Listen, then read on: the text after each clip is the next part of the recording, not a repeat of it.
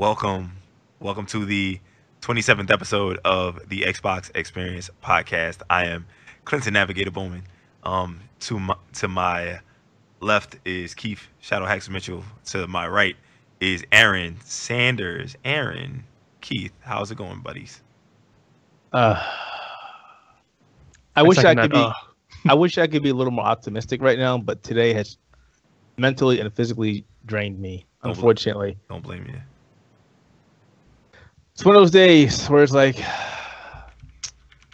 well, you wish it was Friday already. One of those days. I heard that. What about you, Aaron?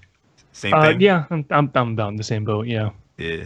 I don't Except I was actually in the office today, so even worse. Oh shit! I'll be there tomorrow. They're gonna be like, Keith, why haven't you been in office in like a week? I'm trying to stay out of that hell zone. Yo, that's why. Stress, motherfucker. That's what we called it. Stress. I was literally sitting here like I should just call off tomorrow. I mean, you could. I could. There's too much stuff I need. How much PTO do you have though? Say again. Don't you have PTO? I have 80 hours still and Nice. 3 personal days. Fair enough. I've been trying to save them this year. that I can understand. That I can definitely understand. So, all right, gentlemen, let's talk a little bit Xbox, PC, gaming, all that fun stuff. Let's do it. So let's start with Destiny 2. I didn't get a chance to play in the beta. I had some other things that I needed to take care of, and time just was not on my side. But you guys got a chance to play the beta. Talk about that on the Xbox One. You, Keith, you discussed, I believe it was on Twitter, that you put a post out that said I hate you. I mean, besides all that, the Xbox One version is the worst out of the 3 so far that you played. Yeah, I mean, okay, so I kept saying it, and I'm pretty sure John has seconded me that the PC version is number 1. Right. It's just ruined you guys for it. Yeah. It has ruined me, but I will say I did play the PlayStation 4 beta, and it's not bad. When I first played the Xbox One beta, I noticed there was like a slight lag in how the game actually handled. It seemed like there were little jitters of frame drop. Now, Digital Foundry tested it and said that there was very slight, and I could see that, I could tell it, especially when you're going around corners or when you're just going around an area where there's heavy effects. Apparently, the Xbox One does its whole dynamic resolution, and it drops in certain areas. In certain places, you can see it happening. Certain places, you can't. Obviously, I'm a graphics whore. I pick up these things left and right. I mean, but his name is Mr. Frame Rates Matter. For the untrained eye, for someone who doesn't really care, it's not a bad beta. It's just it didn't feel on par with the PlayStation 4 or the PC. That said, it wasn't bad. It gave you a pretty good experience, I should say, of the actual beta of what you're getting into. You got the experience. One of the fire. I keep saying fire strike fire teams, which still take you anywhere from 20 to 30 minutes, depending on who you're playing with. Or depending on if I leave for 15 minutes in the middle or if the fight, gets to the point where that boss just starts getting really cheap and doing dumb shit. Because the 3-phase fight, and then the last phase, he randomly targets people, and he's like, I'm going to kill you. Gentlemen, talk amongst yourselves. I'll be right back. He disappears. So, yeah, the boss is a little pain in the ass, but it's cool. You get to check out the Warlock, you get to check out the Titan, and you get to check out the Hunter. I actually played all 3 classes, and I like the Titan the most just because he's heavy duty. I like the fact he throws down the rally shield, or there was rally shield. What was the other one? The full shield. The full. That was called. Yeah, there was a full shield too. Yeah, and I like the fact that if he changed, what was his one special, or his, I forget what the ability is called. He pounds the ground and smacks you. He has a shield one too, right? I guess so. There are 2 subclasses available to you in the demo, which I was surprised to see. I thought you were only going to get 1 per character. So there are 2 you can actually switch between. And I forget what they were called already, but one was Void and one was Arc based. So lightning versus dark damage. And the Void one had the shield, the Captain America shield. You could do the shield toss and whatnot. I was very disappointed that you can only do that once. Really? And apparently there is an upgrade for it, I guess. In the menu, it showed you there's an upgrade for it, so you can do it twice. But I guess that's it. That's still kind of dumb. I noticed when I had that class, I was a little confused because I had the shield and he ran towards the person with the shield in his hand. smacking people. And I was like, wow, that's not supposed to be happening. There are a couple different attacks you can do with it. So that was like there's an attack you do, which is what that was. You'll like lunge at somebody and hit them with the shield. You could block with it, and then one of the bumpers was to actually do the throw. Okay. So there were multiple things you could do with it. Yeah. What was it? The Warlocks is pretty cool with the flame. All right. The flame attacks. That was pretty cool. All right, so check this out. I wanted to just get. I want to see if I can condense the thoughts on the beta for each of you into one sentence. Aaron. It's good, but I want to play it on PC. Keith. It's good, but I want to play it on PC more than Aaron does. All right, ladies and gentlemen, Destiny 2 will be coming out on PC on October the 24th. It's too late. You can pre-order it now. Wait. You can pre-order it now on Battle.net for either $59.99 for just the standard edition, $89.99 for the standard edition and the expansion pass, or $100 for the whole big old digital deluxe shebang. I did it at GameStop for $100. So I'm probably going to change it. I did a GameStop because I wanted to get that Cade 6. Yeah, it's exactly why I did it. It's exactly why I did it. I went to Cade. Also, you can pick it up in September, on September the 6th, on the PlayStation 4 and Xbox One. One of the lesser experiences. And to be fair, the Xbox One X will most likely get a patch, but it'll be like stuck at 1080. It's 30 frames a second. It's still at 30 frames per second. All the consoles are 30 frames per second. So that's a thing. That's a big detractor for me. I'm sorry. Yeah. The question is, you can't really mod all that well on Battle.net if I remember correctly. Like I know Overwatch you really couldn't mod, so I doubt there's going to be mods for Destiny. No. Yeah. So I would highly doubt that. And that's fine. I'm not about changing it. It's cool the way it is. Nah, but the PC community does love the mods. That's what I'm saying. You know what I'm saying? Well, you get into competitive games, and mods are a big kind of gray area because you get into cheating really easily that way. Yeah, it's not even a competitive. It's not even a competitive nature. It's just more so like people that like playing, like customizing whatever they want to customize. Well, that's not exactly true because with Battle.net, one of the bigger games is World of Warcraft. Yeah. You're able to introduce mods to the game. You've got things to show battle damage, and you got things. But there are mods. There are mods on Warcraft. They're like UI specific mods. That's what I'm talking about. They're UI specific or like to help with certain. Like you can't do macros, can you? Like they'll kick you out for that. I think you can't do macros. You can't do any physical changes either. That's what I'm saying. Like you can't do all of that. Like you can't even do. As I said, you can't do that on Overwatch, but you can. Like for example, excuse me, you can do it like in Street Fighter 5. If you have Street Fighter 5, you can do the mods. I've seen a lot of crazy mods for like the Street Fighter games. Tekken, I think they started doing mods for as well. So yeah, but not all the developers or publishers like when you do that. Like one of the big things was Dead or Alive. And Koei Tecmo said from the get-go, please don't mod this game when you won't get anything else. And they started modding the game, and they were like, all right, you're done. Yeah, but here's the problem with that, son. I'm not paying $500. I'm not paying like $600,000 for DLC, son. Like, come on, son. What are you doing? What are you doing, Koei Tecmo? Cut the bullshit. Well, that's a whole different story. So is the delay on the Xbox One X pre-orders hurting interest? That is a question that is very, very, poignant to ask. It's very. I see it's on point. Aaron, I want to start with you. Do you think if you were in the market to get an Xbox One X and the pre-orders aren't even up as of now? Well, okay. So when is that thing launching again? November the 7th. November the 7th. We're still a couple of months out. We don't have pre-orders yet. Well, I'm going to give an example. Let's give an example. The Nintendo Switch was announced in January. It came out at the beginning of March. I remember the Xbox One being announced at E3 as well as the PS4, and they were almost immediately available for pre-order. Yeah. Right. No, you're right. That was the thing. But Switch pre-orders, they didn't go up until the Friday after. Yeah. The day after. It went up the day after the presentation. Yeah, right. Thank God so I got day one. That was still like 3 months ahead of time? So yeah.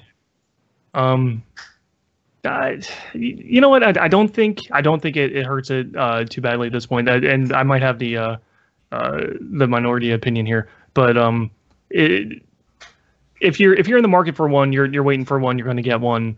I don't think they're going to be in relatively light supply. I mean, they're probably not going to ship a whole lot to begin with, but I think as far as demand goes, there's not going to be a huge demand for it at first. So I think not having the pre-orders yet, it's not a bad thing. They should do it soon, but I don't know. No, I feel you. Keith, what about you? Do you think that? I mean, I know you're in the market of Xbox One X. You're getting one anyway. Well, I'm only getting one for Journalism? journalistic purposes. That's it. That's the only reason I have a No, but I'm not. But Keith, PC. that's not the question though. That's not the question though. So I do The question think, is, if you're getting one, if you were like, I know you're getting one, but if you were like thinking about it and since the pre-orders aren't up, do you think that it would kind of dampen your interest? well, not dampen my interest, but more of a frustration factor. Okay. Because they announced it, and it's like, well, you're still waiting for it to clear FCC, and you don't have an idea as to when exactly this thing is going to be cleared.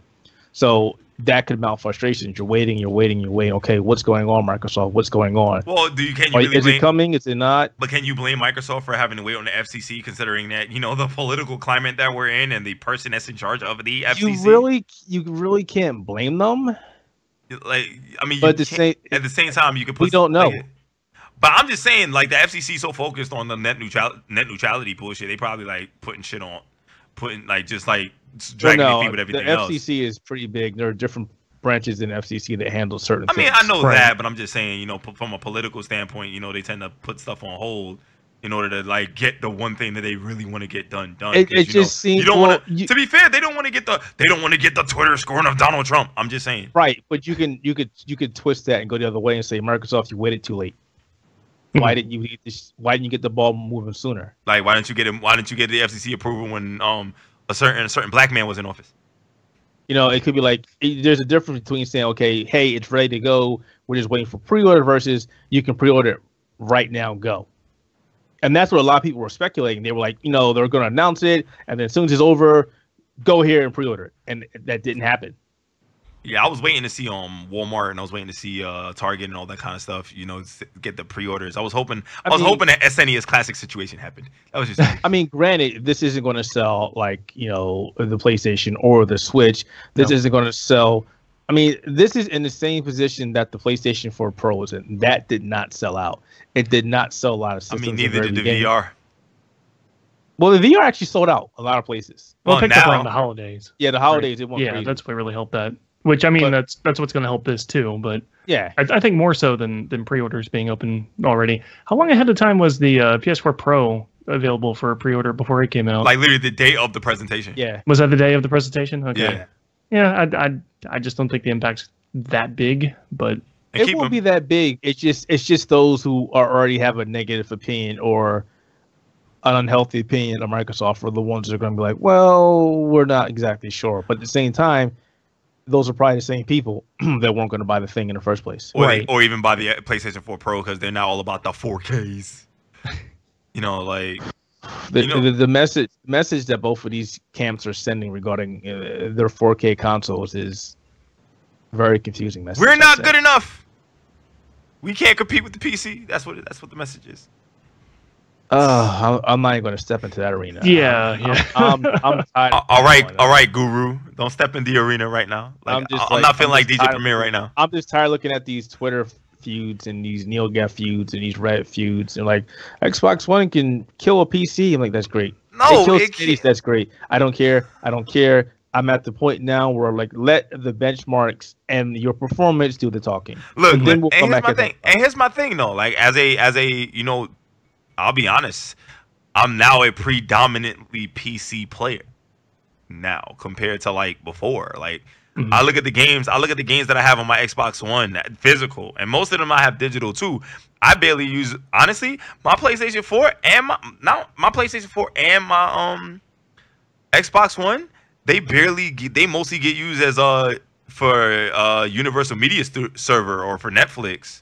Or for the WWE Network. I have my Switch. I actually play video games on my Switch. I mean, then again, that's the only thing you can really do. But I could play video games on my Switch more than I play on my Xbox and my PS4. Wait, can't you do other things on the Switch? I mean, if you have a Japanese account and Nico Duga, yeah, sure, why not? But I have. You could bend it. No, it'll bend on its own. Yes. But I'm not gonna bend it like Beckham. So be quiet.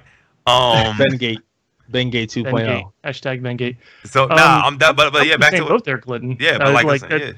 like a PC game, and then the Switch is like the only other thing I use because it's portable, and I'm using that when I'm traveling or just I don't feel like laying in front of a screen, a TV or something. So yeah, the PlayStation, Xbox kind of taking a back seat for quite a while now. Yeah, like I mean, it sucks to me. It sucks to me because honestly, I got Crash Bandicoot. I still haven't finished it. You know, I It's a lot harder now. So I mean, that doesn't even make a difference. I still haven't finished it, dude. I had Kingdom Hearts 1.5 and 2.5. I'm about to sell that to get Splatoon. I'm like, wow, it's about that Splatoon 2, huh? Yeah, sorry. I'm like, I am kind of interested in it. I didn't get. I really don't care. I didn't pre-order that before it launched. I just ordered my copy today, and Amazon is sold out. So I have no idea when I'm going to get it. Get it. Go to GameStop and get it then. Oh, Best Buy. I gotta get that Prime discount. Best Buy, son. Oh yeah, you don't got that Gamers Club. Ask Keith. He got Gamers Club unlocked. I do. Well, I already had Prime, and I have Gamers Club unlocked too. You know, just walking. I mean, and you just walk into Best Buy, don't have to pay tax. I mean, shit, that's lucky right there. Oh yeah. You know, like that's the best part. Shouts out to Delaware, man. You know, shit. I wish I was living in New Hampshire or something. There's enough shots out in Delaware. Wilmington. Up in Wilmington, yeah. Shouts out to Wilmington. Nah, but like, yeah, and that's something I gotta kind of talk about because you know a lot of people that are gaming now and how gaming PCs are coming down in price, like slowly but surely coming down in price. I think more people are gonna start to move over to the PC because honestly, I look at a game like Tekken 7 that I probably would have never picked up on PC ever. Well, it comes again. You know? It comes down to the exclusives and what you want. And the people are saying that exclusives don't sell systems, and they don't. They don't anymore. The numbers prove that. But they're a big.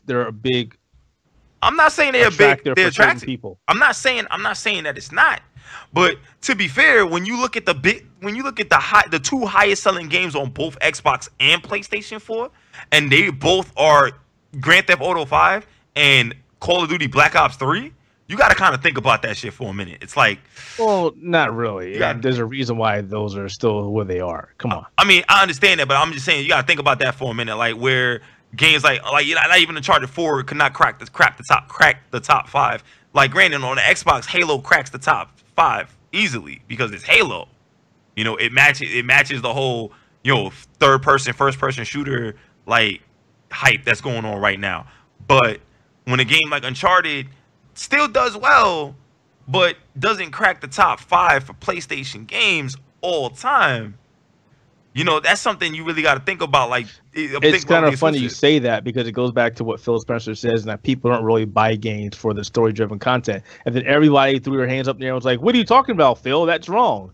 Like Phil Spencer, like, look, listen, I love Phil Spencer, and I'm being extremely biased. I'm trying to remember what the website was. Was it Video Games DB or no? VG charts. What are you talking about? No, VG charts in terms of the numbers, right? You know, you look at the in terms of Spencer's statement and the numbers in terms of the games that sell the most. And yeah, actually, my bad. I'm going to retract that statement because Uncharted 4 just finally cracked the top 5. Well, again, it still goes back to what we're saying. It's story-driven content, single-player content. It's great and all, but when you have a game that's, you know, online and it's always there and there's always people there to play with, it's going to be where it's popping, for lack of a better word. You can only play Uncharted 4 for so many times, unless you're talking about the multiplayer aspect. But once you play the story, unless you're like really bored or want to play it again, you're not going to play it again. And that's what happens with these games, you know. Or they're like, you know what, this isn't my cup of tea. I don't want this. You know, take esports games for example. Take Street Fighter. You know, you don't want to take Killer Instinct. You know, take Marvel. I don't care about Street Fighter, honestly. I mean, I see the argument about Street Fighter. I'm not going to sit down there and knock Street Fighter because Street Fighter makes sense. But I mean, if you take, like, I'm going to transition over to the VG charts, and you guys can take a good look at it, where, you know, we're looking at Grand Theft Auto 5, Call of Duty Black Ops, FIFA 17, Uncharted 4, FIFA 16, Battlefront, Advanced Warfare, Fallout 4, Infinite Warfare, and Battlefield 1. Now, out of all of these games, how many have a real concrete story mode? Grand Theft Auto. Like, actually, Black Ops 3 had a good story. No, but people Uncharted. But the idea is Uncharted, FIFA 17, and Fallout 4, right? But the biggest thing is the online component, and like you said, Keith, more people play games like that for the online component, like such as Grand Theft Auto and Black Ops 3, rather than the story. Hell, some people buy games just for the online. They don't play the single player. I mean, when I'll be honest, when Black Ops 3 first came out and the first Black Ops, I didn't play the story. I jumped in and play online.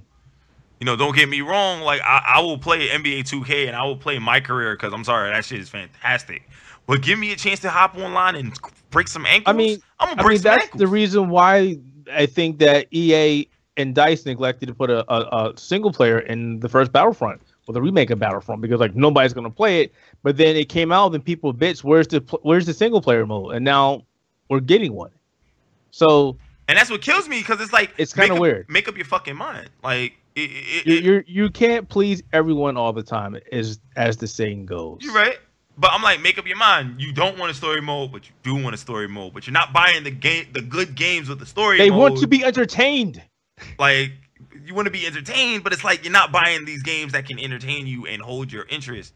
Because again, like The Last of Us is 13th in the list. They've only moved the PS4 version at the very least only moved like what? Total worldwide 5 million units? Like, well, it's for the PS4 version on Last top of the PS3 that. And then the PS3 version, only moved 5 million. So between the PS3 and the PlayStation 4 versions, they only moved 11 million units worldwide. Oh, it's the same 5 million people the second time. So I'm kidding. So basically, what you guys are saying, like, getting the good community-driven games on your system is what's really gonna push it. Right, exactly. Is that what you guys are kind of getting at? I think that's what I'm getting at. I mean, that's what you're talking about with these multiplayer games, things that build a good base of people who continue to play it. Right. I mean, deadass. Look at right now, just VG charts for Nintendo Switch alone. Just the VG chart for the Nintendo Switch alone. And right now, they don't have all the numbers because these games are still just coming out. Like, you look at Mario Kart 8 Deluxe, they moved 2 million units worldwide compared to 3 million units for Breath of the Wild. And Breath of the Wild was probably like one of the best games that came out there. But we understand why. Before the Switch came out, we said that Zelda will not sell Switches. Mm-hmm. We said that. And Zelda, not everybody wants to play Zelda. But Zelda moved 3 million units worldwide, which is like... Granted. Not everybody wants to play a single-player game, and not everybody wants to play a Zelda game. Not everybody wants to play a role-playing game. That's what I'm saying. And think about it. We just look at North America just alone, and I don't have... let me actually pull that up just so everybody can actually see what specifically I'm talking about. You look at Breath of the Wild in just North America alone. Just look at it in North America alone. Just like isolate that. In North America alone, Breath of the Wild moved 1.5 million units. That's like if the Switch moved, and I remember the Switch moved about... How many units did the Switch move? It was about a lot. About 3-4 million units? Something like that. A lot of them. Yeah, it moved about 3-4 million units in the past 6 months. Not 6 months, 3 months. Excuse me, 3 or 4 months. That's approximately less than 25% attach rate. And you look at Mario Kart 8 Deluxe that moved about almost 1 million to this date alone. So think about that for me. In North America alone. That's something to kind of think about. Also think about the fact that Mario Kart 8 Deluxe is just a port of Mario Kart with a couple enhancements. With some balance changes too, because there's balance changes. Like if you go to the Mario Kart Reddit, you'll see a lot of the balance changes there. Yeah. And that could be also a big reason why Mario Kart didn't sell as much as it did, because it's still a rehash of an existing game. Yeah, it's just. It's a really good game though. It's a really good game. It's newly balanced, because if you play Mario Kart 8. Like, you go back to Mario Kart 8, it's like, oh my god, I can't play this game. You know what I'm saying? Well, you could say the same thing about it now when you're playing a race and somebody hits you with a blue shell and you're like, oh, fuck it, I'm done. Yeah, like, shit. That's just Mario Kart. Right. So, yes. Again, look at it from the aspect that we are putting it out there. I'm not trying to knock single player games. I love single player games. You buy me Horizon Zero Dawn, I'll play it. Like, but I'm sorry. Like, they just don't move units, man. And exclusive don't move units either. Except if you're Nintendo. And that's just the fact of the matter. That's the reason why you get a Nintendo system. It's for the Nintendo games. That's the only place they're going to be. So, like, they're the place where exclusives do work. Yeah, you're right about that. That's their whole model. I mean, honestly, Honestly, and one last thing about the numbers. I mean, we gotta talk about recent games. Let's talk about Tekken. Tekken only moved 220,000 in North America and Europe. Wow. So it only moved between North America and Europe. It only really moved like 440,000 units. In Japan, it only moved 7,000, and the rest of the world only moved 9,000. So they didn't really move that much. Yeah. Surprising, yeah. Not really. No. I mean, Tekken is a good game, but it's not really big in certain places. It's not really that big in North America. It's not really that big in Japan. Korea is where big. it's huge. Yeah, it's big in Korea, but that's about it. Mm. You know, and unfortunately, you know, I don't think we're going to talk about it on this show, but it goes back to where, you know, certain games do better in certain areas. Mm-hmm. You know, like Street Fighter always flip-flops between North America and Japan. But, you know, and Marvel.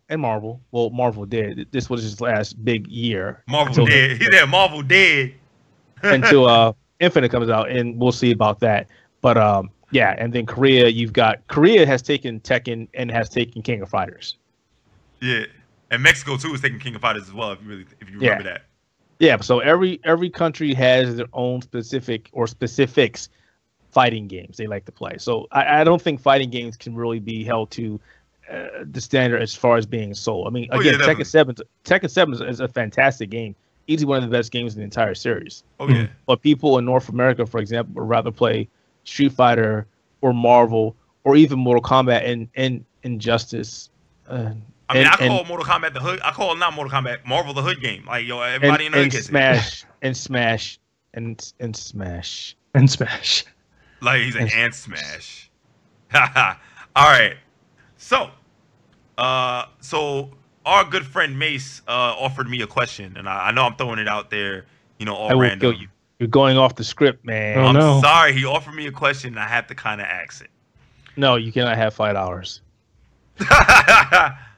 Where has cheat codes gone in games? Why are they not as present anymore? He watched somebody's video. Somebody just I did saw a a post video about that earlier. Yeah. Yeah, somebody just did a video on this. Yeah. So we noticed. I mean, one of the most famous cheat codes in the world is the Konami code, right? Up, down, left, right, B8 start. You know, it's so iconic. It inspired a show by the WWE about video games, and T-shirts and memes. Lots of memes. But we don't see cheat codes all that much anymore.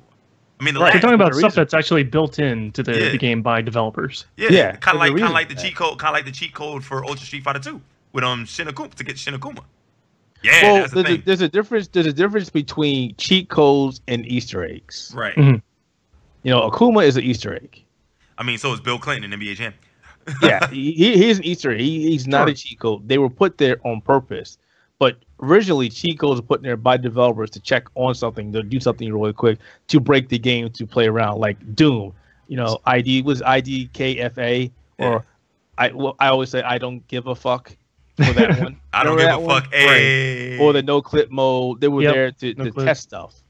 You know, like so the debug 30 stuff, lives, yeah. like the 30 lives with Contra and things like debug mode and Sonic the Hedgehog. So yeah. Right. Yeah. You know that, and then you also let certain games that give you access, not really a cheat code, but like sound test modes where you can check out the music and make sure things are there. So those were actually development tools to check on stuff. You know, development has changed since those days of NES and arcade games. Even arcade games had them. In arcade games, they were just known as switches. You know, you wanted to test stuff. You know, we had to do that every so often to make sure. Oh, you're talking about the dip switches, right? Yeah. Well, some of them didn't have dip switches. They were actually, you start the game up, you would go and flip a switch, and you would have an entire test mode on the board. You can test various things. Oh, yeah. I know the Midway games did that, yeah. Or you can actually change the way certain games play. You can make, you know, fighting games, you can make people hit harder, you can make them hit less harder, you can extend rounds, things like that. Oh, yeah, I remember that, yeah. Like, definitely. So it's just the way that development is now, where there's no reason to do that because they can test that now. They can beta test that crap now. Or if they find something later on, there's no reason for you or me or somebody else to go play with it. They'll just patch it in. Right. Yeah. Now, meanwhile, I think gamers themselves, though, Clinton was talking about earlier with you got modding and people jump into these games now and do all kinds of data mining and whatnot. So you don't need the debug stuff anymore because people are just finding their way in to get this stuff anyway. So, Right. I mean, it sort of still lives on, still exists in that form. But yeah, the debug stuff doesn't make its way into the final product too much these days. And that's unless you had somebody who makes a game and puts it in there as an Easter egg. Yeah, right. Those are fine. But that was a question that he asked. I mean, I was kind of figuring, we would have the better answer for that. I mean, I know I wouldn't have a concrete answer for that. Yeah, it's just the sign of the times. I do enjoy I did enjoy cheat codes and Easter eggs and different kind of things like that. Sure. Because that was a lot of fun, especially having to search for. I think also in a sense achievement, hunting kind of like devalues that a little bit. Finding the Easter eggs and all that extra kind of stuff, because it's like, I don't like straight hunting for achievements. That's just me. And it kind of says, well, we have this achievement. It's not really an Easter egg, but you got to do a certain kind of thing, and it's like, okay. Yeah, I hate those hidden achievements. Like, what am I supposed to do to get it? Because there are some games I want to complete 100%, but I hate that. It's like, well, we're not going to tell you until you do a certain thing, like you said. And it's like, well, how do I know I did this certain thing or not? Oh, you'll get the achievement. So what is the certain thing? Well, we'll tell you when you get it. That was annoying. I did do a bit of achievement hunting in the day. John did too. Me and him would do that, but we always looked up guides. Like, we were never doing that, just blind. Yeah, like, a lot of people are like, oh, yo, well, it was fun then. I get X amount of platinums, and I'm like, well, I'm happy for you, but there's no real intrinsic value in getting these platinums. It's just like, there is none. It's just for bragging rights. That's all it is anymore. Bragging rights, and if you really enjoyed a game, it gives you more to do with it. I mean, after you've finished the story or whatever else. Look, at the same time, listen, if you were giving me something like, oh, for every platinum you get like 5% off your next purchase, then I'll be like, all right. Oh, I get to do platinums to save money? Like, yes. Everyone be farming those. It's kind of funny because Blizzard had mentioned that many years ago that was the whole reason for doing BattleNet, and that they were going to let you use your achievements towards some kind of currency, and then somehow that got dropped by the wayside, and they don't remember it. But they said this a long time ago. It just never happened. And I wonder why. That would be nice. Yeah, you rack up a certain amount of achievement points, and then you could use it for something cool, and then it would decrease your gamer score, and then you just work to bring it back up. That would be cool. But it would be like, you get, I don't know, a gift card for $10 for like 20,000 achievement points or something like that. Make them work for it. Don't just like, oh, I have 1 million gamer score. That's nice. I don't care. Nah, but like, see, what Microsoft does about like the 1 million gamer score and all that kind of stuff, they send stuff. They do send like plaques and stuff like that. That's what Microsoft does. It's better than nothing, but Microsoft does that. They send plaques and stuff about that. Especially the first person to break this, or the first person to get like a huge amount of gamer score, or who sets the record, XY. And I think Microsoft actually has the most incentive about the most incentive. But most people aren't gonna go and be like, I'm gonna rack up 1 million gamer score. That's like a lot of time that I may not have. Yeah. And to be specific, I think that's also a ploy.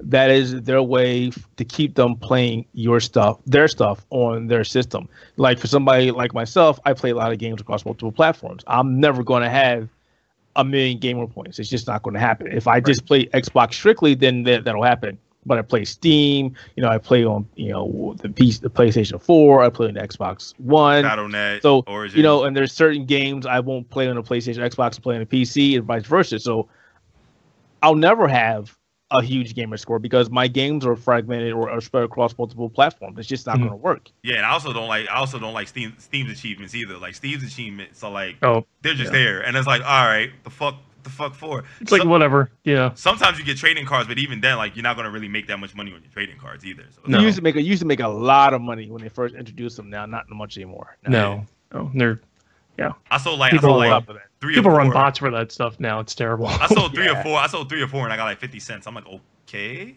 I got like $20-$30 at one point in time, but I was just selling stuff. I was selling cards. When I got a card, I sold it.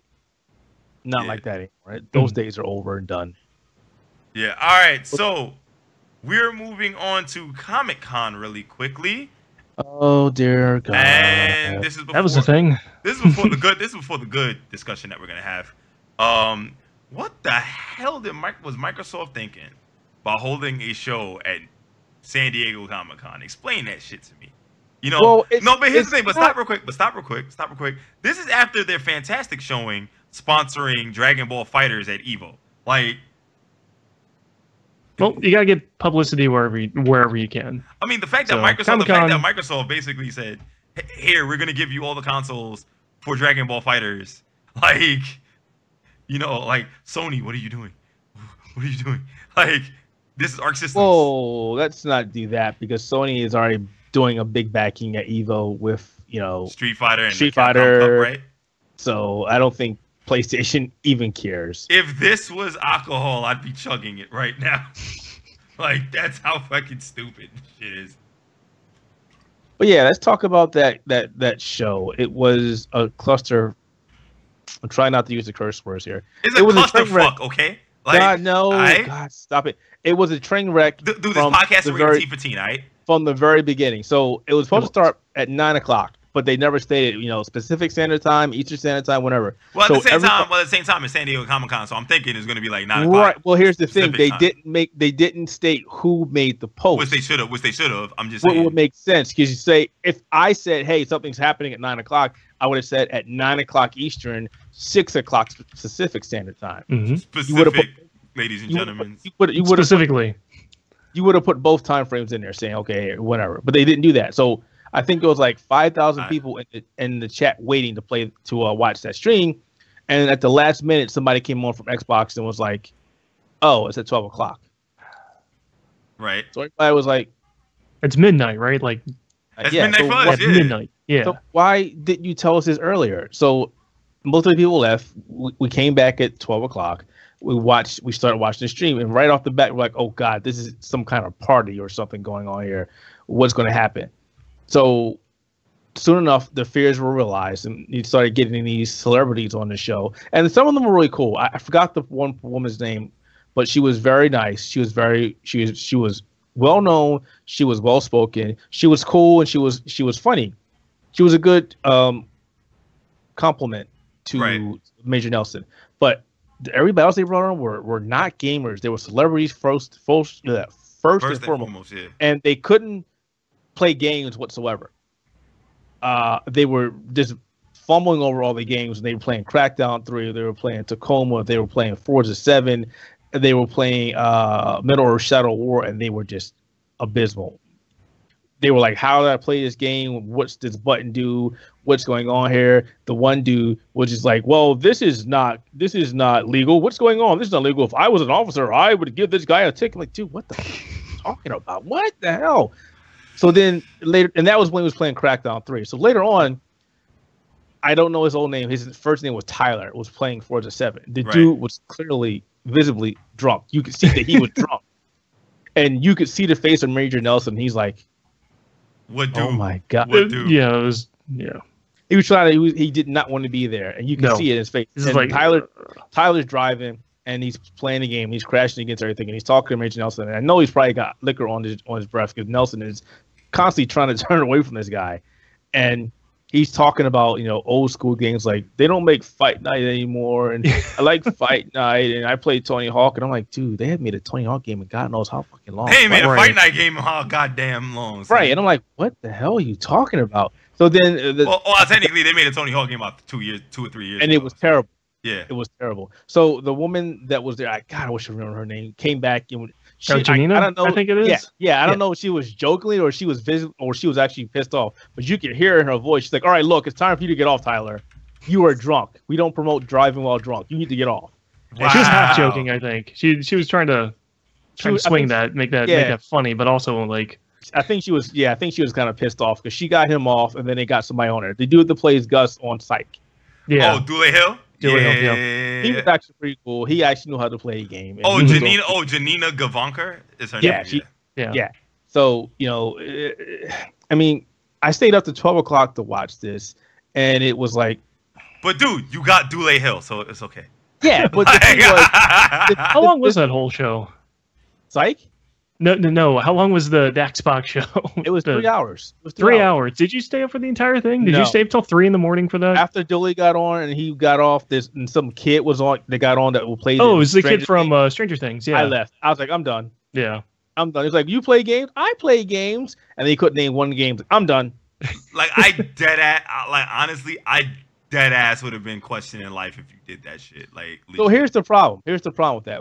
A lot of people in the chat started questioning that. And they were like, why are these celebrities on here? Where are the actual gamers? You know, and I kept saying to them, say, look, this is a bad look for Microsoft.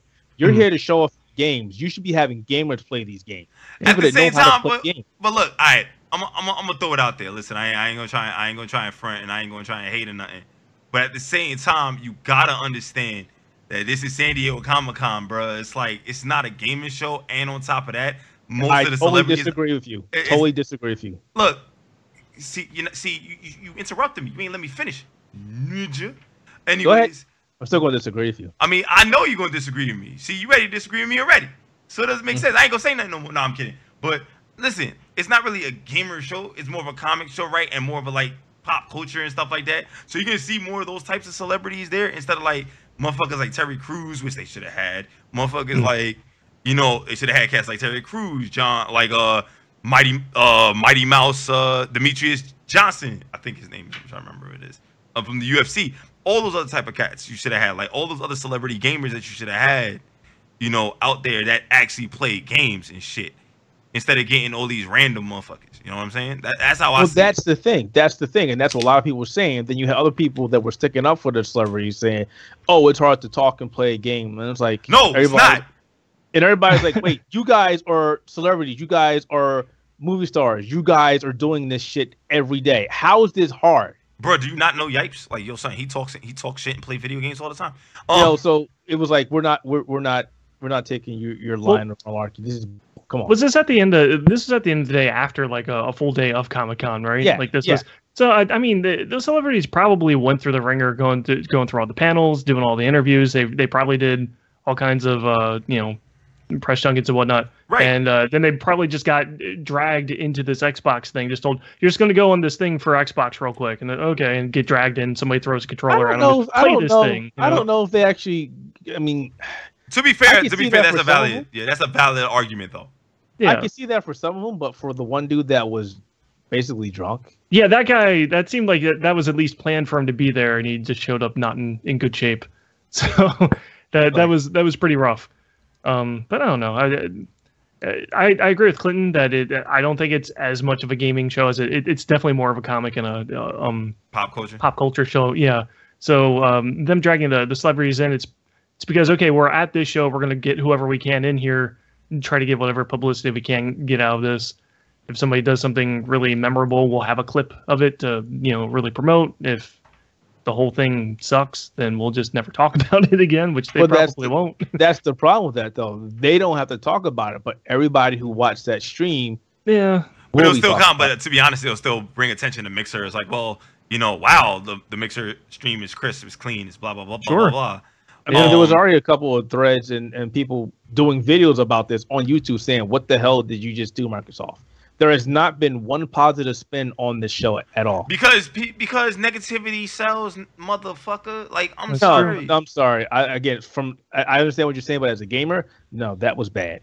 I'm not saying it wasn't bad. I'm just saying Aaron just provided a logical, positive spin on it, where these people were tired. It was 9 o'clock at night, and they probably spent the whole day doing PR and publicity shit. Yeah. That's a positive, logical explanation. Everybody's just ready to shit in Microsoft's throat because it's Microsoft, and that's a problem. There's not, like, literally, I don't call any of these YouTubers or any of these forum goers journalists, but if they were, they'd be the Fox News of this shit. I'm sorry. I don't know.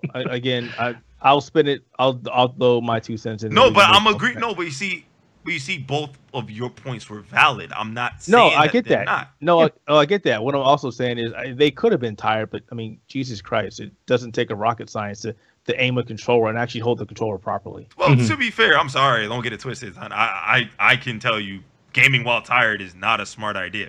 But, no, it definitely is not. It definitely isn't. But you can at least drive a damn car or shoot something. I think I don't know, man. I play Forza Tired, son. It's not the best I mean, I experience. think they were competing. I think they were competing to see which one was worse, them or GameStop or IGN. Or no, nothing could be worse than Polygon playing Doom. Or that one. Oh yeah. I think the problem, the whole problem with it. Now, while I understand the celebrities were probably tired and whatnot. I think it was planning for the show. Period is the entire problem with it. Yeah, They're just I dragging agree. random people in and shoving a controller in their hand, like play this thing. They should have been looking for celebrities actually interested in like the game they had, like someone who's really pumped for Forza. Get them in here, and they didn't do that. They just got whoever they could get, is what it seemed like.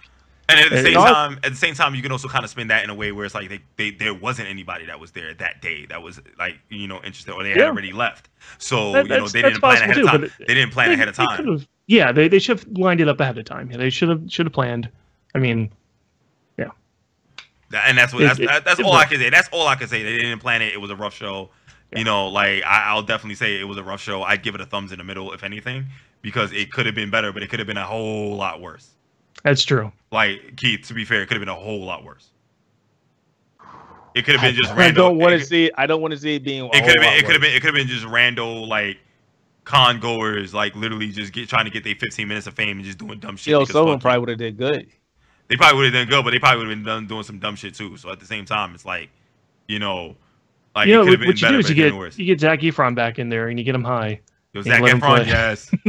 Like, that would have been hilarious as shit. That would have been hilarious. So that's something that's there. But you see, Microsoft actually still has sort of an advantage right now, because keep in mind, they got other conventions coming up. So, you have New York Comic Con, where the gaming crowd actually... If they're going to be there. Well, if they're going to be there, but the gaming crowd always goes there. Like, that's a big thing, because gaming used to be a big thing in New York Comic Con. You have PAX, you have PAX Prime coming up in early September, late August, early September. See, the problem I had with that, though, I mean, the problem I had with that is, and we talked about this before, where, people say Comic-Con is more about, pop culture and all that, but the lines have been getting blurred for years. There's a reason why, Monster Hunter World was at San Diego Comic Con, why Dragon Ball Z was at San Diego Comic Con, why Street Fighter was at San Diego Comic Con. Well, here's the thing, Street Fighter, well, look at it this way, all right? So Dragon Ball Z's already been pop culture. Street Fighter has transcended video gaming to get into pop culture, especially with the Gals theme goes with everything meme. Yeah, that's the main reason why. That's largely the main reason why.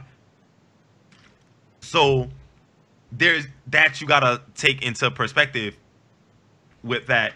Certain games will fit in the pop culture meta because of where they come from, like Marvel versus Capcom Infinite, because it's a Marvel game and it was part of the Marvel Games panel. Is it, Clinton? Is it really? I mean, it's a Marvel game in brand. All right. Okay. So it's Marvel. It's part of the Marvel Games panel. Marvel is pop culture.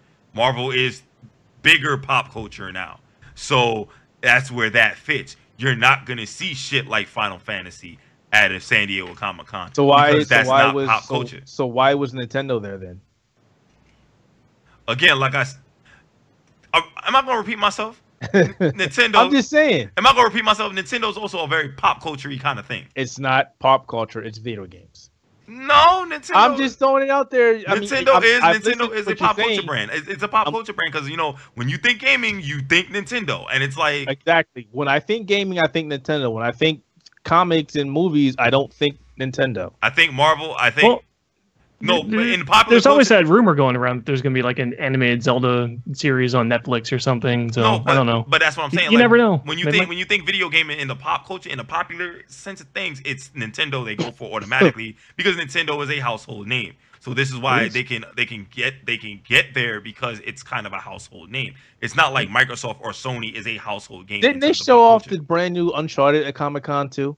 No. Pretty sure they did. I don't remember that. I mean, then again, there was a lot of shit. No, they did. Did they? Yep. Are you 100% sure they did? I'm looking at it right now. Hold up. Uncharted. Well, we can look that up. Huh. Oh, yeah, they did show Uncharted 3. I remember that. And the Lost Legacies. Yeah. Mm-hmm. But like I said, the lines have been blurred fair enough. For a long time. Well, yeah, I mean, you've got a lot of overlap between those crowds. I mean, the comic, the pop culture crowds and video games. I mean, it's not a bad opportunity for game companies to get out there and show stuff off. Yeah. I mean, just like when we go to PAX, and there's a perfect example. We go to PAX East, and you know, there's video games, and then there's still some stuff for comics, and you got your cosplay, obviously, but then you got your board game. So now we have, you know, well, keep in mind, PAX is a gaming kind of thing, and like card gaming and board gaming, tabletops is gaming. So you know, they're there. I'm shocked that PAX East doesn't have LARP and shit. You know, because that's technically gaming. Yeah. By the way, sidebar. Before we get to the main topic, you know, I know it's a little late, so I'm gonna wrap this up real quick. Yeah, ESPN, there's 11. The ESPN commercial that they had, making fun of LARP in terms of advertising their fantasy games, and people got up in arms about that shit. Like, you're making alarms or foam arms. I see what you did there, Aaron. People was like, how dare you make fun of LARP? Like, LARP is better than fantasy sports. I'm like, oh my god, they take that very seriously. I'm like, bro, it was funny. I laughed my ass off. I've never LARPed, but I've had experience with LARPing. Like, I've seen shit. You know, they're very serious about their craft. I know they're very serious about their craft, but at the same time, listen, I laughed. I'm like, dude, I freaking cracked. Like, dude, it was hilarious. I know LARPers that were laughing at it. It was like, wow, you know. Plus, they're also sports fans, so they get it. It's funny, you know. It's funny. It's cute. People are like genuinely upset about that shit. I'm like, man, shove it up. You gotta be able to laugh at yourself, you know? Yeah, blow it out your ass. You gotta be able to laugh. Like, you can't just sit down there and be serious all the time and shit. Yeah. You know, LARPing is more of a real fantasy thing than fantasy sports. I'm like, fantasy sports makes money, so shut the fuck up. You don't make shit. All right, Mr. Hostile, angry black guy. I'm not hostile. I'm just speaking the truth. LARP don't make money. Fantasy sports do. Look at DraftKings. Speaking of digital and internet thingies, yes, DraftKings is the internet thingy, and this is a segue. Digital versus physical. Now, Microsoft in 2013 tried to go the Steam route. When you redo it, oh damn, perfect segue would have been when you said that and then played the song. You know what song I'm talking about? No, sorry. You're assuming things. You're not a child of the 70s. Yeah, I'm 30 years old. What the fuck? Like you don't listen to the music. Keep going. Never mind. I'm trying to remember. I'm trying to really not think about it. But, you know, I don't know what song now. Yeah. See, Aaron doesn't even know. Olivia Newton. Olivia Newton. Olivia Newton-John, really? Oh shit. Olivia Newton. Physical. You know, I want to get physical. Oh. I want to get physical. That's the 80s, bro. Like, there we go. Yeah. Way to fuck up your decades, asshole. No, 70s. I listened to music when I was a child. I listened to when I was getting older. If you were born in the 80s, would you remember this song? I mean, to be fair, nah. I was born in the 80s. I was born in 87. I barely remember songs in 89. Like, I struggle to remember them shit. There you go. I struggle to remember when you're born in the 70s. When you're born in the 70s, you grow up and you're like, oh, you're sitting in the car. Oh, you're sitting in the house. Oh. Yeah. So totally missed that song. Okay. Digital versus physical. So the thing about it is Microsoft tried to jump in and get into the digital space in terms of video gaming. Now, Keith and I had this conversation, and Keith wrote an article that will be up soon. Should be up by the time this podcast goes up on YouTube. And I won't say it is already up on Mixer. Let's say drop the ball. Drop the ball. Nah, but I'm saying it should be up on YouTube. It should be up there on YouTube by the time the article should be up on the Outerhaven net by the time it gets on YouTube. Keith and I was talking about digital, and I actually said that the idea of selling the digital license and being able to sell your digital license of a game, even if you own the disc of it, is a good idea in a sense. To sell it to a friend, because the values could be different in a sense. Could be different theoretically. And it opens up a brand new market. Yeah, does it kill stores like brick and mortar stores like GameStop? I mean, Amazon's killing brick and mortar stores to a degree. You know, GameStop is halfway dead because Best Buy. Okay with GameStop going away. To be fair, GameStop is halfway dead because of Amazon and Best Buy outdoing them. Wait, if they go away, we can't take advantage of them and get all those cool sales. Yeah, but Best Buy will probably. Themselves. Well, to be fair, Best Buy might do something stupid like that soon. I don't think Best Buy is ever gonna do it. Well, the thing about like Best Buy and Amazon, they're out doing GameStop with their Gamers Club and their Prime discounts and stuff like that. So you got those type of deals coming out there, even if it's just the physical stuff. And then digital stuff, you know, with bigger hard drives coming down in price, and digital and companies like Seagate coming out with, you know, Game Drive and Game Drive Hub, you can store more games. Now, keep in mind, let's talk about America for a minute. A lot of the faster internets are in the bigger cities and some smaller cities like Provo, Utah, and with Google Fiber and stuff like that. So most of the United States doesn't really have super fast, like officially classified broadband internet. So they're dealing with, you know, data caps if they have Comcast, or they're dealing with like 5 megabits download and like 1 megabit or 768 kbps upload, because in rural areas the only thing they can get is like DSL as of right now, or at least very low end broadband. So the question is, you mean DSL? DSL's still out there. I mean, but certain cable internet, I'll tell you, like Optimum, I have a 130, I have a Optimum 100, Ultra 101, which is like 101 and 35. But like, there's the basic ones that's like literally 5 and 1. You know, like for those that just want to pay like $20 a month. And some people can't really afford can't afford to pay like $60 a month for the internet all that much. You know, to be honest, I think going forward, I think the internet is becoming more and more, or less and less of a luxury. It should be. No, it's a necessity at this point, actually. Yeah, it should be a necessity. Especially if you consider education, it's a necessity at this point. So you can still go to school. I mean, but it should be a necessity. No. I'll tell you right now. Like in the school system that I work for, like a lot of the homework is done digitally now. So a lot, especially in like junior high and high school. But going back to the topic, I can speak for myself, especially since I'm a PC gamer.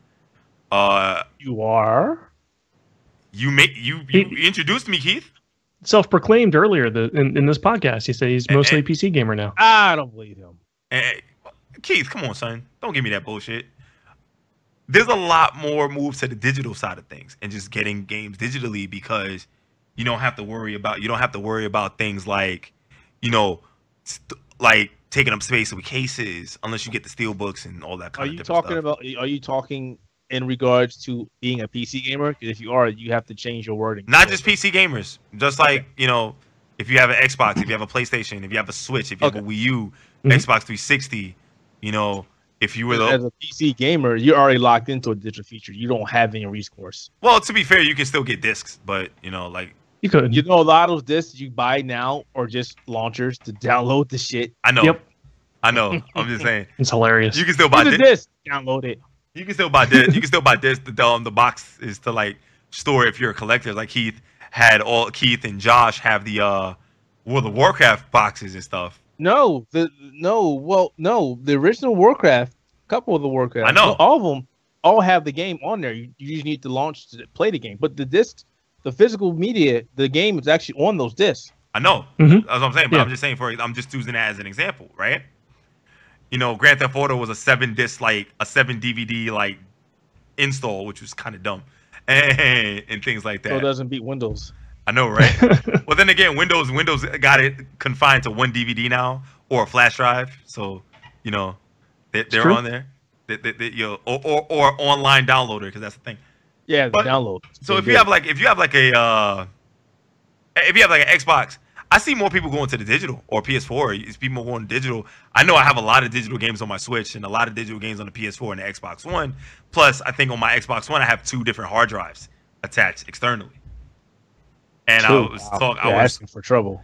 I was also talking about getting a digital or upgrading my PS4 hard drive to a 1 or 2 terabyte laptop drive. No, you shouldn't think about it. You should be doing it. If you plan on playing a lot of games on your PlayStation, you should be doing at least a terabyte. Yeah. So you should. I only have a 500 right now, so I have to delete certain games. But I might get a 1 terabyte or a 2 terabyte hard drive down the line and figure that out. Keith, question, and this is for you because you did kind of pose this question as well in your article. Answer. You're learning.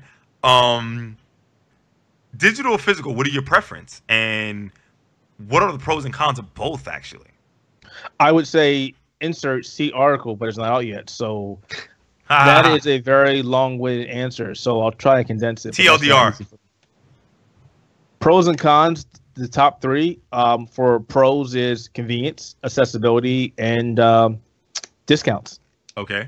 Now, not discounts as in like Amazon or Best Buy Gamer Club. More along the line of digital games tend to go on sale a lot sooner than physical games. I think a lot more often as well. I just said that. You said a lot sooner. And often. Okay. Especially on the PC side of things. Obviously, you get look at the Steam sales, look at the Origin sales, look at Green Man Gaming. As far as Xbox, CD keys and other shit like that, right? As Xbox and PlayStation, bundles, yep. You have stores.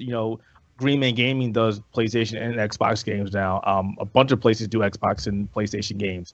So there's that. Accessibility. I can download my games from Xbox here. I can download my games from Xbox downstairs. I can play either one. PlayStation, same thing. But the cool thing about the PlayStation is I can play, like I did Killing Floor 2, I can play it downstairs and up here. As long as you have it set up properly, you can use that one copy to play it on both systems at the same time. And Xbox Play Anywhere, you can take your Xbox digital games and play them on your PC and continue with the saves and everything. Mm-hmm. Exactly. Yep. There's that. I mean, obviously there's downsides. The biggest one being, data caps. We still have a huge precedent of data caps in this country. Even though Comcast has raised theirs to like 1 terabyte, which is more than enough. I mean, if they're raising it to 1 terabyte, there's no reason anybody should be using 1 terabyte unless they're doing, torrents and stuff, right? Yeah, or moving a lot of files. I mean, there's no reason. Or you're backing up stuff. Like I have a 25 terabyte NAS. I need to upgrade. I need to upload all my movies, and I can't. It takes too long. I have to see them somewhere. That you also have the fear of having your account locked and or banned. PlayStation is notorious for that. If you do a chargeback, they will ban your account until you pay them back the money. Which is asinine because sometimes it's not even your fault. Sometimes it's an error on their end. So there's that. There's social engineering where somebody can compromise your account. People Phishing. Use really stupid passwords, and account gets compromised, and they have credit cards on file, and somebody uses up their money and or takes their games. We live in a digital age, and that shit happens. You need to learn to take advantage of two-factor authentication, or don't use stupid passwords. I mean, keep the password simple enough for you to remember, but hard enough for people to crack. Not even that. You make it as hard as you want. Use a password manager. Yep. There's tons of them. Use them. But at the same time, I mean, Aaron, you might be able to answer this one. I mean, with the digital side of things, I mean, you're limited to your hard drive space, kind of like with how Xbox Games Pass advertises it. You're just limited to your hard drive space. Right. Especially with the Xbox not being allowed, you're not really being allowed to like change your internal hard drive on the Xbox. For some people, how hard is that to go and buy like an external hard drive for like $100 or $200 extra to kind of like store their games? Mm-hmm. That's a question for you. Is the question like how hard that is for people, or like, just how much of a roadblock is that? Like, yeah, how much of a roadblock could that be? I mean, that's a bit of a roadblock. I mean, you were just mentioning that you've got 2 external hard drives earlier. I mean, they're not that difficult to use. They're USB, right? You just like plug them in. Yeah, you plug them in. So it's a matter of if you got the money for it. But something I do want to point out, if you're going all digital, like on a system like the Switch, well, I guess on any system, but I'm going to use the Switch as an example. If you've gone all digital, you've got things all downloaded to it, and then your system breaks or you lose it or something, you're kind of out of all that until you get like working system again, have to re-download everything again if you can get to it. Nintendo had a bad system for that earlier on, and you couldn't like immediately get your stuff back until you like proved that you owned it, or right. That stuff's come a long way. But I mean, like there's also like that element to it as well. On the flip side of that, though, of course, if you're doing optical media, that stuff's really prone to scratching. It's really fragile. So I mean, that stuff can get messed up really easily too. So like there's cons on both sides of that, pros on both sides of that. It's really not that hard to add storage space to a console into a PC. So I don't see that as being a huge roadblock. Personally, I go digital as often as possible. I really prefer to have my games digitally, not have to lug around cards or CDs or anything. The only thing I don't go digital on anymore are movies. I get Blu-rays for movies because no matter what your stream speed is, you're not going to pull down the bitrate that you can get off of a Blu-ray disc. So that's the only thing that I stick to the optical media for anymore. I go digital for everything else I possibly can. What about Keith? What about you? I know you go digital for your games, but I know you have a lot of movies digitally as well. I mean, how do you feel about Aaron's statement? I'm pretty much the same way. I agree with him. Especially with the freaking Switch. I mean, we had a conversation about it earlier. You know, I was against the Nintendo Switch when they were like, we're making cartridges. And I was like, oh, dear God. And they're like, this freaking small. And you lose them. And that's it. I mean, to be fair, it's easy to handle. Yeah. You can lose this any freaking where. You can lose this anywhere. No, you're right. Same thing with the PlayStation Vita. I mean, listen, keep it in mind, like I never owned one physical PlayStation Vita game. you actually paid Sony for that proprietary bullshit. I did that because I knew for a fact that I would lose a game and I would get pissed off, and I'd rather pay $60 or $80 for the memory card versus losing, games that were $50. Yeah, and I never find them again. Like, I'll be honest with you, I have a case for my Switch. So it's like, I store the games in there. I have a case for my Switch as well. I have multiple, and I have kids that take my shit and lose it. Well, yeah, I still don't trust it. I don't got to worry about that. But, I have my Switch and my games, and my cartridges are in the pocket where it's holding, in the pocket holding. That way I know where they all are. And obviously I always keep one game in my Switch because, I'm always playing something, right? Right. Like I like the idea of going back to the cartridges because, they're a lot easier to lug around, especially if they're small. A lot easier to lug around if you have a good enough case that can fit in your pocket, or you can throw in your book bag with no worries. I never really honestly, I like CDs, I like Blu-rays, I like DVDs, but yeah, you're right, Aaron. The scratching annoys the piss out of me. Yeah, I hate that. I really freaking hate that. And I remember when they introduced the spin doctor and all that kind of stuff to fix these things, that didn't even really work. And then you had to go in sometimes to a game store and pay like $10 to fix the scratches. That still didn't work all that well. I remember people using the toothpaste trick. That still didn't work all that well. That's right. Forgot about that one. You know what I'm saying? Well, back in the days, there used to be places you can take your CDs and they would slice a thin layer off. There used to be one near University of Delaware. I used to always go there and get my games taken care of. But places like that have just disappeared. Blockbuster used to do that in New York City. And, that's the thing. Like, I honestly, after a long time, I really started to despise getting discs because they take up a lot of freaking space. Yep.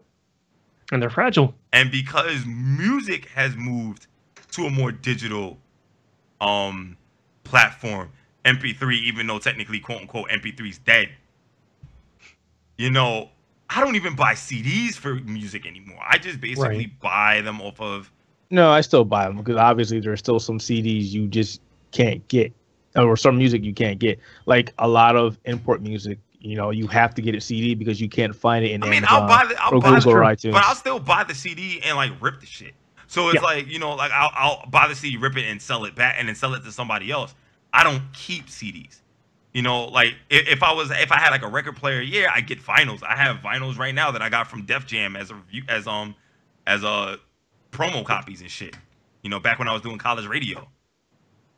Back in the Nas Hip Hop Is Dead days.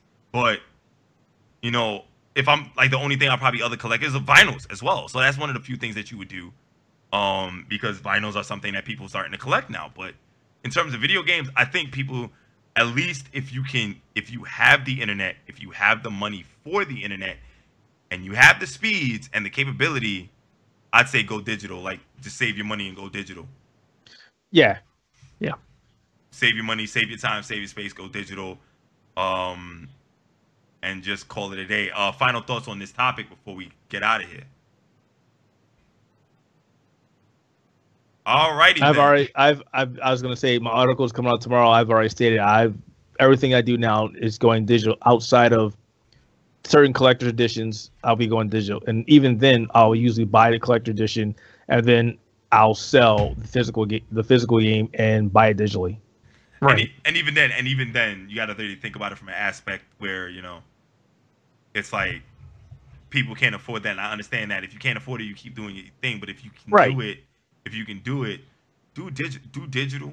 Just do digital and just call it a day. Yeah, you can't sell your games back, but there is a such thing as game and account sharing, and that's a thing that you can do as well. Yeah, that's the only real major stag outside of, again, not being able to buy them on sale via Amazon or Best Buy, Right. or the data caps or losing the account. I mean, there's pros and negatives for both sides, but I think the pros definitely outweigh the cons. Mm-hmm. But at the same time, everybody's situation is different. I'm lucky enough that I can download my games, afford the hard drive space to buy as many games as I want to catch them on sale. I'm knowledgeable. I know how to navigate the terrain. Not everybody is in that situation. Yeah. It just it's what it is. I mean, but I think listen, going forward, everybody's going to eventually be in that same situation. Yeah, and I'll throw it out there. There's places like Cheap Ass Gamer, and Cheap Ass Gamers and Green Man Gaming that you can go to and get these games on the cheap. Take advantage of these. Go to cheapassgamer.com. This is not an advertisement for them. This is just a recommendation from me. I go and check out their deals all the time, especially when the digital stuff starts to come out. You start to really see it. Make sure you check out Xbox Wire for Xbox stuff. My PlayStation advertises their flash sales. I always love the PlayStation flash sales, Keith. Like what was the last time you did a PlayStation flash sale and got like a game for like $5? Like that was a long time ago. I usually don't buy anything from their flash sales. Fair enough. Because 9 times out of 10, when they have a flash sale, it's like, well, I already have this. Thanks for nothing. But at the same time, you have your flash sales, you have your Microsoft sales. Well, that's why I said they go on sale often and discount it. Mm-hmm. So that's a good plus. It's just, again, you just can't count in Amazon or Best Buy yet. And, it doesn't make any sense why they don't do that, because they still get the same amount of money, the same piece of the pie. So why are they not doing that? That doesn't make any sense to me. You're right about that. You're getting your money anyway, so why not offer it on digital? Mm-hmm. You're still going to sell the stuff. Right. That being said, ladies and gentlemen, this is the 27th episode of The Experience, the Xbox Experience podcast. Keith, Clinton, Aaron, your 3 humble hosts. Quick announcement, ladies and gentlemen, I will not be on The Experience for the next 4 weeks. Keith will be hosting. Well. Aaron will be hosting. Okay. And you will be joined by a special friend, very, very special friend of ours, John Jinx. He will be taking my place for the 4 weeks. So treat him like you would treat me, with respect. Don't do that. Don't do that. No, be nice to him. With respect and love. He's a very knowledgeable gamer. He's also the head man behind Bottled Fuchsia, where you'll start to see some of their content on the Mixer channel as well as our YouTube. So, look out for that throughout the month of August. So I will be back.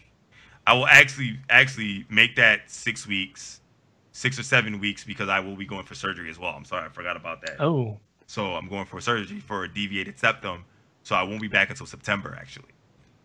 So look forward to that. But make sure you check out all the other podcasts on there. A1 Podcast just put up our podcast up there.